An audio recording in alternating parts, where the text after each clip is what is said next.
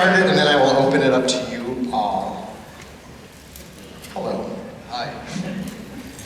So there's in this retrospective of your films, and this is the culmination of it. Have you rewatched all of them, and do you see like this through line of the stuff that led you to now? No and no.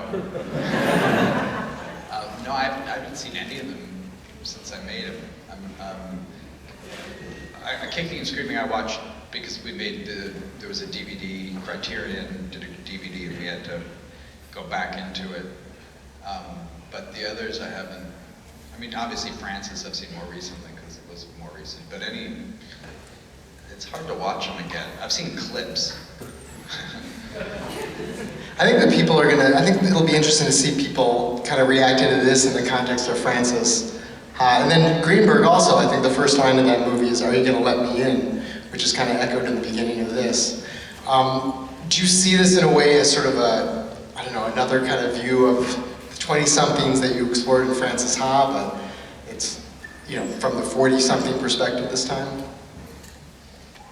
Yeah, I guess. I'm not that aware of the connections when I'm doing them, when you appear on stage and have to talk about it as if it's all one conversation, I can start to see links and people point them out, but I'm kind of like focused on whatever's in front of me at the time, and I don't really think about it. I mean, I started working on the script for this before I even made Francis, so I wasn't, sometimes it's not even by design. The order is not even by design. Was there a moment that happened that made you think, I want to make this particular movie? I wish. It's usually like I have things that are kind of in the back of my head that keep surfacing, and I feel like, I'd like to do something with couples. And after I made Squid, I kind of went down a road. I tried to write a couples thing because I was interested in how couples interact with each other and how the individuals are, how the individuals within the couples are, and sort of discovering themselves at the same time that they kind of define themselves in this group. But I threw it out. I couldn't figure it out. So but it resurfaced later and became this movie. I mean, the intergenerational stuff is also really interesting in that, you have the older couple that's sort of using all the modern technology, and the younger ones that are using the stuff that they would have been using when they were kids, the VCRs, and they have the older couple have the cassette tapes on their iPhones, and the younger ones are, listening to their vinyl and playing the board games and everything else.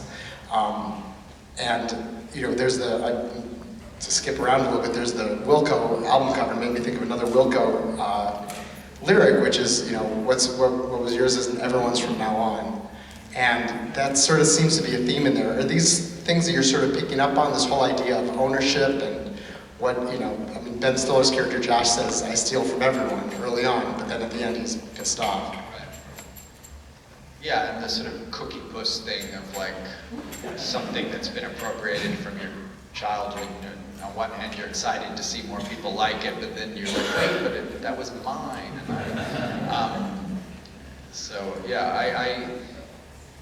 And in terms of the technology thing, I kind of, that was once I made that observation, I felt like, well, this is a good enough joke, maybe it needs its own montage, and just do a thing. But yeah, I mean, I always thought of this movie as sort of kind of in a tradition of comedies about marriage or comedies of remarriage, something screwball comedies that I like, but also comedies that when I was, an adolescent in the 80s, I was kind of discovering movies that were kind of a little bit above where I was. It was sort of like, a lot of them were these sort of adult comedies, like Broadcast News or Tootsie or Working Girl. They were like, the studios used to make these movies that felt kind of, they were character-based, they were about adults, they had a lot going on, but they were but they were comedies, and they would have broad segments in them, and I felt like I wanted to try my own version of that. Was there an observation that you were making sort of seeing that generation where you thought, wow, they really do sort of appropriate this stuff, but maybe there's this sense of them not appreciating it all, or is that just sort of what drives the comedy? Well, I mean, no, I think they appreciate it. I mean, I think it must happen all the time. I mean, I'm only 45 now, so I only have now to look at, but I'm sure, you know, anybody who reaches a certain point in their life and looks back at sort of stuff from before has, you know, I mean, you know, Ben has that line of like, you know, when he's trying to sort of sell Naomi on hanging out with him, and he's like, we were just 25, and, you know, he corrects himself immediately, you know, but, you know, I've had that thought. I feel like everybody has that thought at some point, you know, and quickly recovers. You know? Oh yeah, we just did this last year. I was 2006. Right. Yeah. I mean, and so I felt like that kind of feeling, you know, you know, there's something. It's something very human, and I thought it was something kind of moving about it. I thought, like, well, you know, what is that? If we kind of go further with that, what is that about? What's going on there? And, you know, that it kind of informs a lot of what they're going through. I mean, in that, you know, Ben and Naomi in the movie.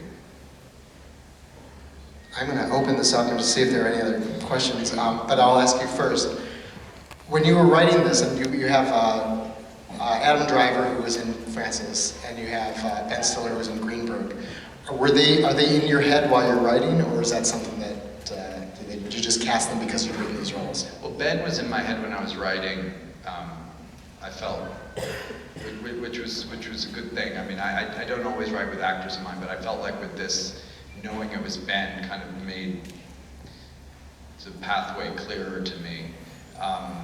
But then I ended up making Francis first, and then I worked with Adam, and then I felt like casting Adam it made sense of the movie in a way, because I felt like, you know, it's you know, we're riding a kind of line there of, like, on one hand of, you know, it's what Ben's investment in Jamie and Darby is amusing, but I also didn't want to sell him out. You know, I want you to go with him at least, you know, as far as, you know, as possible, while still finding it funny. And I felt like Adam is so compelling and so interesting, and everything he does is interesting to me. So I thought that kind of made sense of it to me.